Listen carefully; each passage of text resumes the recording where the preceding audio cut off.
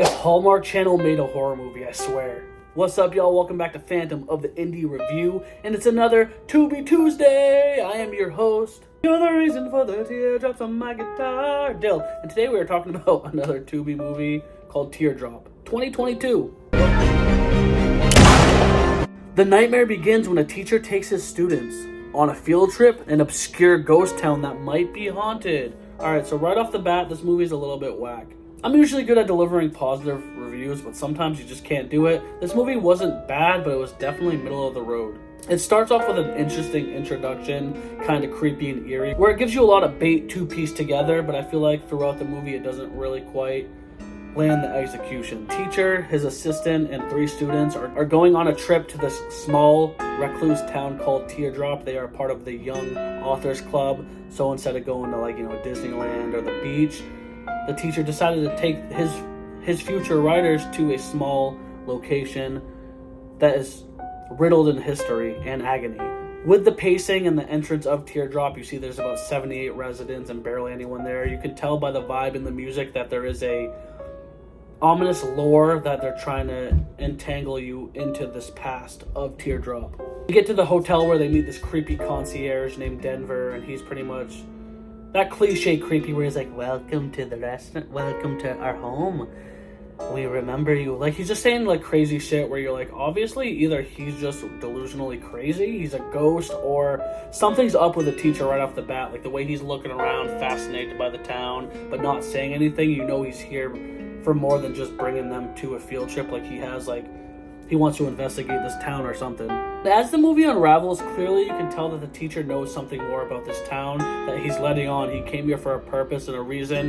You get the lore about the hanging judge man and about how he went on kind of this killing rampage, and a lot of people believe in this legend. The students are okay. It's like this nerdy try hard, this typical generation now dude where he's all trying to rap, smoke, get drunk, flirt with chicks, and he's just kind of annoying, but it's not offensive, it's just more corny. And then you got the one promiscuous pretty girl that just wants to hook up with a teacher bad, and then his assistant who's just I feel like they try to paint a flirtation between the teacher and his assistant, but it doesn't really translate well. I feel like they're trying to create an atmosphere and a history to this story in town, but I feel like the way it's filmed, even though there's some charming shots and interesting moments, it reminds me of an early 2000s made for TV movie.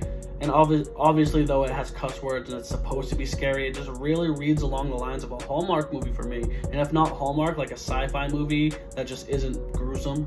And then as the movie builds, obviously the teacher learns more, and they kind of they play that crazy Shining angle where he's just so entranced into this lore and moment in time that, he's just doing whatever he can to solve it. You find out more about the hanging judge man and how he killed some people, but his wife was accused, and that the teacher is a descendant. And the only saving grace about this movie for me is when he reveals that apparently the teacher comes back to this town frequently.